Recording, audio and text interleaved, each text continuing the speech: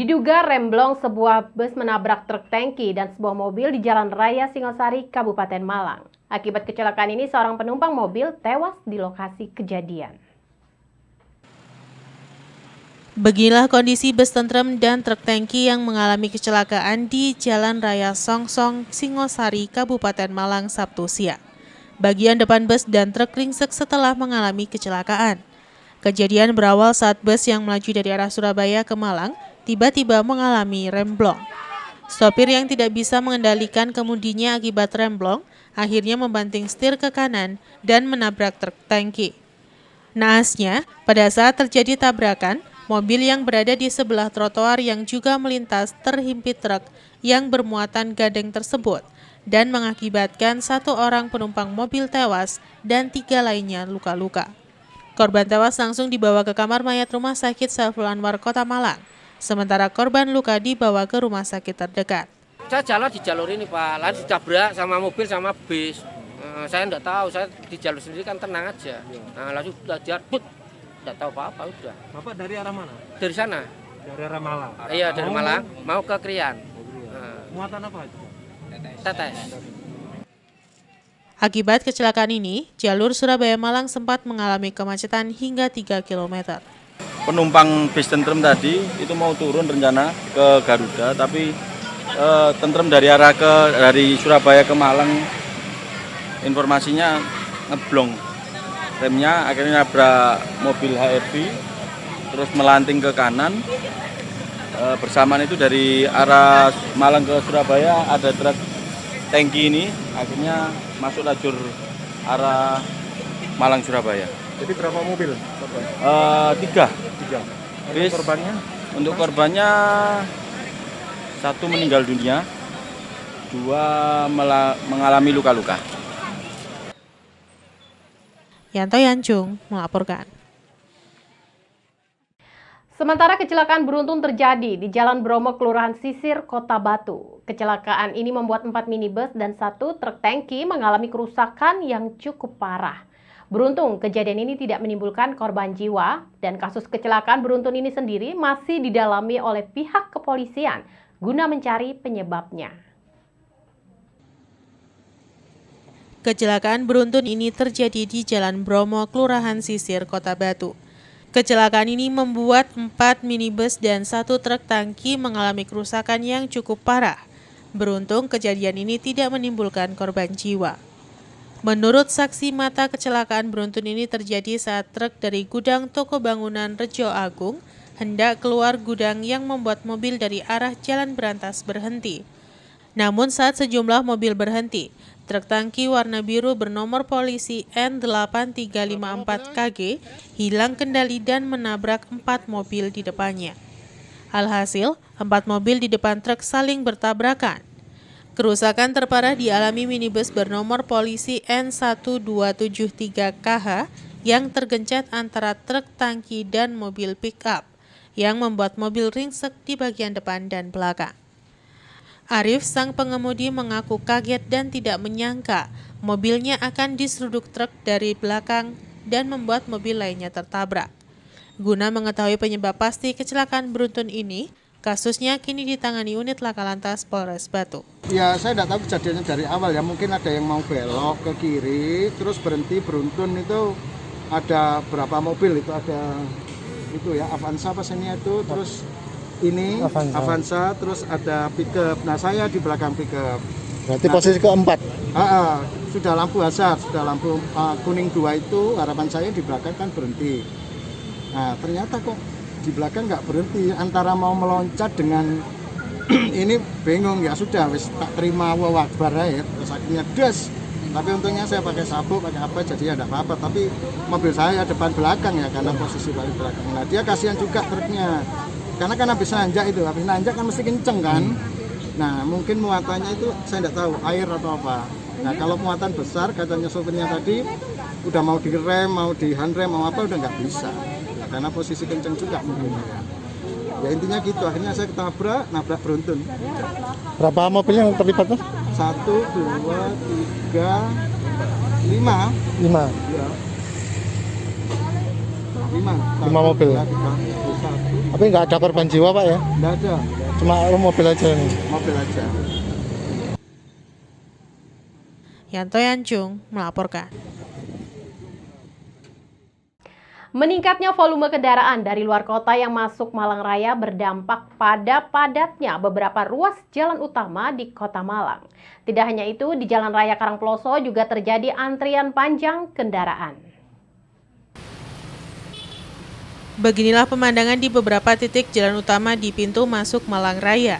Meningkatnya volume kendaraan menjelang akhir pekan rupanya dimanfaatkan warga luar kota untuk berlibur ke tempat wisata di Malang Raya. Kondisi Malang Raya yang kembali masuk ke zona merah tidak menyurutkan minat warga luar kota untuk datang berkunjung, sehingga di pintu masuk kepadatan terjadi. Seperti yang terlihat di Jalan Raya Ahmad Yani Blimbing sampai pertigaan Jalan Laksda di Sucipto, terlihat arus kendaraan mengantri panjang. Tidak hanya itu, hal yang sama terlihat di Jalan Panji Suroso, di mana biasanya ketika arus padat di jalan utama akan dialihkan ke Jalan Panji Suroso oleh petugas. Menurut salah seorang warga menjelaskan, walaupun sudah ada jalan alternatif di beberapa pintu keluar tol menuju Malang Raya, tetapi Jalan Raya Ahmad Yani masih menjadi jalan utama, sehingga setiap Sabtu siang dipastikan padat kendaraan. Di lokasi lainnya di pintu masuk Jalan Layang Ahmad Yani, arus kendaraan terlihat ramai lancar arah Kota Malang. Sementara itu di pintu keluar tol Karanglo sampai dengan perempatan Kepuharjo, arah ke Kota Batu, kendaraan terlihat semakin padat. Kepadatan ini biasanya akan berlangsung sampai sore hari. Di jalan ini sampai jam berapa biasanya Pak kondisi seperti ini Pak? Ya paling-paling ya jam sore. Mulai jam berapa tadi Pak? Mulai jam 10. Jam 10 sampai jam 3 Pak ya? Ini udah ya jam 10 udah ya. Nah, berarti dari arah sana Pak ya? Dari arah utara ya ke pusat kota Malang Pak ya? Ya. Setiap hari Sabtu? Kebanyakan. Tapi kalau untuk hari Minggu gimana? Dari arah sebaliknya? Oh enggak, dari arah sebaliknya normal ya. Normal aja? Ya. Ini jarak dari lampu stopan sampai Ya, berapa kilo Pak? 500 meteran Pak ya? Jadi sampai sore-sore aja Pak ya? Ya. Ini roda 2 lumayan banyak sekarang Pak ya? Apa? Roda 2 mulai banyak? Ya banyak. Biasanya kan roda 4 ya? Enggak sama, enggak banyak. Udah 2 juga. Roda 2 banyak Pak ya? Jadi sampai jam sore aja Pak ya? Oh. Yon Hikmawan melaporkan. Terima kasih Anda masih setia bersama kami dalam Info 7 Malang Raya. Setelah 6 bulan ditutup untuk wisatawan karena COVID-19, kampung tematik warna-warni Jodipan Kota Malang kembali dibuka.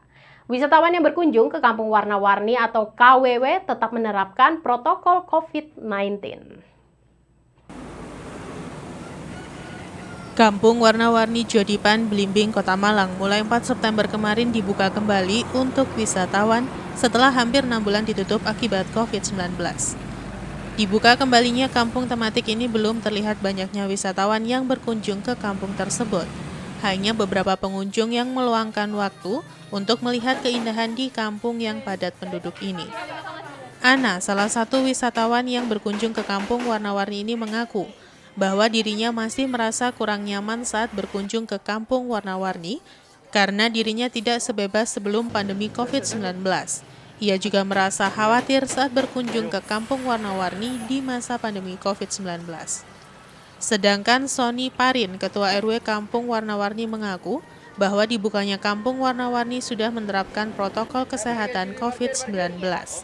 Wisatawan yang berkunjung ke Kampung Warna-Warni harus menerapkan protokol COVID seperti menggunakan masker, cuci tangan, dan mengukur suhu tubuh.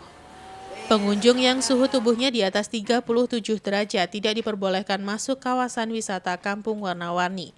Hal ini dilakukan agar warga Kampung Warna-Warni tidak tertular COVID-19. Khawatir nggak Pak masuk ke sini? Sedikit khawatir sih. Hanya kan new normal ya, jadi masih belum stabil, masih belum normal seperti itu. Mbak, ini kalau tahu ini mulai hari ini dibuka dari mana nih Mbak? Dibuka dari mana kita nggak tahu, asal aja kita pengen main ke Malang terus ya kebetulan baru buka juga. Seneng sih Mas, soalnya kan nanti kita selama pandemi kan cuma di rumah aja ya, aktivitas juga dibatasi. Terus dengan adanya tempat wisata ini dibuka kan kita jadi bisa refreshing lagi lah, intinya bisa menghilangkan kebosanan di rumah. Sementara, pengunjung ke Kampung Warna-Warni untuk saat ini tidak dibatasi karena masih sepi. Apabila sudah ramai, akan dibatasi 200 orang pengunjung setiap harinya. Ya, alhamdulillah kalau masalah protokol kesehatan sudah terpenuhi, Mas. Segala petunjuk-petunjuk dari kesehatan sudah kami lengkapi. Pak, untuk pengunjungnya sendiri nanti ada persyaratan khusus nggak Pak untuk masuk ke Kampung Warna-Warni ini sendiri? Iya, jadi terutama wajib masker ya. Wajib masker, kedua harus sehat. Makanya dia ada termometer di sana untuk melihat suhu badannya orang. Kalau lebih dari 37 sekian berarti orang itu kan kurang sehat. Itu dikembalikan ya. Untuk menjawab apa, jangan sampai ada wabah masuk, penyakit masuk, karena di sini wisata kampung ya, bukan wisata murni seperti di Cingkaling, Batu atau apa itu Tukumpak itu kan, apa itu Jatimpak itu kan memang murni itu ya. Tapi kalau segitu masuk sini kan banyak pengunjung, jadi kita harus lebih hati-hati. Oke. Ya. Untuk aktivitas pengunjung di sini dibatasi nggak Pak? Untuk sementara kalau antisipasi kita masih sepi-sepi saja, Mas. Jadi kami tidak membatasi pengunjung. Masalahnya tidak ramai seperti dulu ya. Karena ibarat orang sakit itu kembalinya normal itu ya pelan-pelan juga. Jadi sampai tahu sendiri bahwa sini masih sepi-sepi saja. Timon Alfredo melaporkan. Diduga akibat turunnya permintaan, harga apel mengalami penurunan di tingkat petani. Diperkirakan harga apel akan kembali naik dalam beberapa waktu ke depan mengingat stok apel siap panen di tingkat petani yang terbatas. Di banyak lokasi saat ini ketersediaan stok apel siap panen di tingkat petani masih terbatas, sehingga diperkirakan harga apel ini dalam beberapa minggu ke depan akan kembali naik. Faktor cuaca menjadi salah satu penyebab terbatasnya apel di tingkat petani. Faktor angin kencang dan kabut pada malam hari sangat berpengaruh pada tanaman apel. Apel petani banyak yang tidak bisa berbunga dan ketika sudah berbunga terdampak angin yang akhirnya membusuk dan rontok. Menurut salah seorang petani menjelaskan, harga apel yang sering turun naik secara signifikan sering tidak menguntungkan petani. Dengan harga jual di kisaran 12 ribuan ke atas bisa untuk menutupi biaya pengeluaran. Di lokasi lahan pertanian apel di Tulungrejo Batu, terlihat petani melakukan pemanenan apel dengan ukuran yang bervariasi dengan harga jual yang berbeda pula. Para petani berharap harga apel bisa bertahan di atas 12 ribuan agar modal bisa kembali dan sedikit keuntungan. Pak, saat ini untuk harga apel berapa, Pak? Agak turun lagi Pak, sekarang harga ana itu 7.000 sampai 8.000. Ya. Mana lagi lusa kan sudah 12, sekarang ya 11, 10 itu. 10 itu yang ya. Kualitas bagus ya, ya? Kualitas bagus itu. Kalau kualitas biasa berapa sih? Kualitas biasa ya di bawah pasaran itu ya 5.000 ya, itu yang kurang baik itu. Iya. Pak, untuk harga segitu gimana Pak untuk pengeluarannya dikeluarkan Pak? Ya. Untuk harga apel bisa balik modal Pak, enggak harga segitu? Ya nggak kembali Pak, kalau buahnya kurang, apalagi buahnya kurang itu ya, sudah nggak kembali. Ada buahnya saja, kalau kurang baik itu berarti kan kurang penghasilan, jadi ya nggak mencapai penghasilan yang maksimal. Pak, untuk harga ideal apa berapa harga jual Pak, biar modal bisa kembali kalau dalam kondisi normal?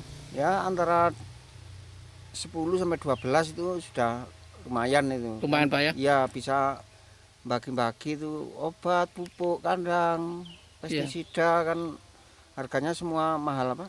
Berarti kalau di bawah itu Pak ya? Kalau di bawah 10.000 sudah Pak ya? Ya nggak nutut sudah. Sudah nggak nutut ya? Iya. Tapi untuk permintaan apel saya kira meningkat Pak ya? Ya tergantung Pak, kalau situasinya Kota Batu misalkan zona merah ya agak merosot sedikit, harga-harga merosot semua, baik sayur, buah gitu kan merosot. Nanti kalau kan ada kabar sudah hijau kan agak pasar rame gitu kan sudah bisa Pak bisa pulih itu. Iwan Hikmawan melaporkan. Terima kasih pemirsa, Anda masih setia bersama kami dalam Info 7 Malang Raya. Di tengah pandemi COVID-19 sangat berpengaruh pada perekonomian di Kota Malang serta daya beli masyarakat yang menurun. Akibatnya di bulan Agustus, Kota Malang mengalami deflasi sebesar 0,06%. Deflasi Kota Malang sama dengan deflasi nasional, yakni sebanyak 0,06%. Badan Pusat Statistik atau BPS Kota Malang merilis inflasi Kota Malang di bulan Agustus 2020. Hasilnya, di bulan Agustus, Kota Malang mengalami deflasi sebanyak 0,06%. Deflasi Kota Malang sebanyak 0,06% ini selisih sedikit dengan deflasi di Jawa Timur, yakni sebanyak 0,05%. Angka deflasi Kota Malang sama dengan angka deflasi nasional, yakni 0,06% di bulan Agustus. Sunaryo, Kepala BPS Kota Malang mengatakan, di bulan Agustus Kota Malang mengalami deflasi sebanyak 0,06%. Deflasi di bulan Agustus masih lebih rendah dibandingkan bulan sebelumnya. Kepala BPS juga menambahkan bahwa dari bulan Januari hingga bulan Agustus, inflasi akumulatif Kota Malang sebanyak 0,08%. Sedangkan untuk akumulatif tahunan sebanyak 1,12%. Secara target, inflasi di Kota Malang masih terkendali. Sementara, meskipun Kota Malang menunjukkan deflasi 0,06%, namun perekonomian di Kota Malang masih menunjukkan sinyal yang positif selama masa pandemi COVID-19. Terkait dengan inflasi di bulan Agustus 2020, Kota Malang menunjukkan deflasi 0,06%, deflasi tipis ya. Jika dibanding dengan Jawa Timur yang sebetulnya penentu inflasi atau deflasi Jawa Timur adalah bobot dari Kota Surabaya ya. Jadi di Jawa Timur menunjukkan masih inflasi sangat tipis 0,05%. Inflasi Kota Malang ini juga sama dengan inflasi Indonesia ya, sebesar deflasi Indonesia 0,06% atau minus 0,06% ya. Jika kita lihat secara kalender ya, sehingga bulan Januari, dari Januari hingga Agustus 2020 ini Kota Malang inflasi akumulatifnya adalah sebesar 0,88% dan inflasi tahunan atau year-on-year-nya sebesar 1,12%. Jadi secara targeting inflasi di Kota Malang masih terkendali. Namun demikian bahwa di dalam tahun 2020 ini inflasi yang terjadi, deflasi yang terjadi di bulan Agustus ini lebih rendah dibandingkan deflasi bulan sebelumnya. Simon Alfredo melaporkan. Pemkot Batu, Perhutani bersama petani binaan Area Model Konservasi Edukasi atau AMKE Oro-Oro Ombo dan Institut Teknologi 10 November atau ITS Surabaya akan mengembangkan wisata edukasi herbal di lereng Gunung Panderman. Selain untuk meningkatkan kesejahteraan petani, juga untuk mengedukasi dan mengenalkan kekayaan tanaman herbal yang berkhasiat untuk kesehatan. Wisata pertanian di Kota Batu cukup potensial. Selain memiliki iklim dan geografis yang mendukung, sumber daya masyarakat Kota Batu yang mayoritas petani menjadi nilai lebih untuk mengembangkan wisata pertanian di Kota Batu. Atas dasar itulah pemerintah Kota Batu, Perhutani Malang Raya bersama petani binaan AMKE atau Area Model Konservasi Edukasi Oro-Oro Ombo dan Institut Teknologi 10 November Surabaya akan mengembangkan wisata edukasi herbal di lereng Gunung Panderman. Wali Kota Batu Dewanti Rumpoko mengatakan, wisata herbal di Kota Batu akan menjadi daya tarik tersendiri. Selain wisata yang sudah ada, ini artinya wisata herbal akan melengkapi wisata yang sudah ada. Bahkan menjadi alternatif baru khususnya terkait wisata dalam bidang kesehatan berbasis lokal khas Nusantara. Di sisi lain, pendampingan yang dilakukan oleh ITS juga diharapkan dapat meningkatkan pengetahuan dan perekonomian petani. Yang insya Allah AMKE ini nantinya ke depan bekerja sama dengan ITS akan mengembangkan tanaman herbal. Mudah-mudahan nanti ITS akan bisa melakukan edukasi kepada teman-teman di Kota Batu untuk bagaimana mengembangkan tanaman herbalnya. Demikian. Sukses untuk ITS dan Kota Wisata Batu. Sementara itu, Wakil Rektor 4 Institut Teknologi 10 November Bambang Pramujati menjelaskan, keunikan wilayah eduwisata herbal Batu yang akan dirancang dan dibangun segera ini terletak pada integrasi antara pendidikan, kesehatan, wisata bisnis dan riset yang berbasis herbal. Lebih dari itu, teknologi budidaya tanaman yang akan dikembangkan di kawasan eduwisata herbal ini berbasis integrated organic farming yang bersumber pada kearifan lokal Kota Batu. Kerjasama yang dilakukan antara ITS dengan Pemkot Batu memang diarahkan ke tanaman herbal, namun juga tidak menutup kemungkinan terhadap potensi tanaman lainnya. Jadi hari ini kami ada tanda tangan MOU antara kelompok tani di Panderman ini untuk mengembangkan eduwisata tanaman herbal. Nah, di bawah sudah ada tempat pembibitan tanaman herbal.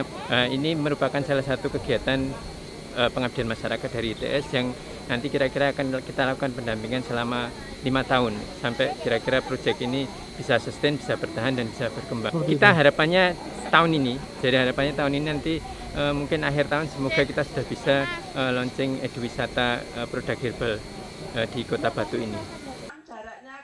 Sri Asih SPMP, penyuluh dan koordinator AMKE menambahkan, jika nantinya wisata edu herbal dari hulu pembudidayaan tanaman sampai hilir branding dan pemasarannya, pengembangan teknologi pengolahan produk herbal ramah lingkungan di Kota Batu bisa dilakukan sebagai usaha peningkatan potensi daerah dan peningkatan ekonomi masyarakat setempat melalui peningkatan pengetahuan, keterampilan pembuatan produk herbal. Ini kan program pengabdian masyarakat ya, pengabdian masyarakat, penelitian dan pendidikan ya di sini. Jadi 5 tahun kerjasama ini terkait pengembangan eduwisata herbal. Jadi senternya tanaman herbal itu dibuat di sini. Jadi mulai dari pembibitan sampai pengembangan dan pemanenan, serta pengolahan hasil, branding sampai pasar. Itu dilakukan di sini semua selama 5 tahun. Dan saya sudah menyiapkan tempat pembibitannya. Itu terus kemudian sistem kerjasamanya itu di situ ada 8 kegiatan yang sudah di PKS-kan secara bertahap. Yanto Yancung melaporkan.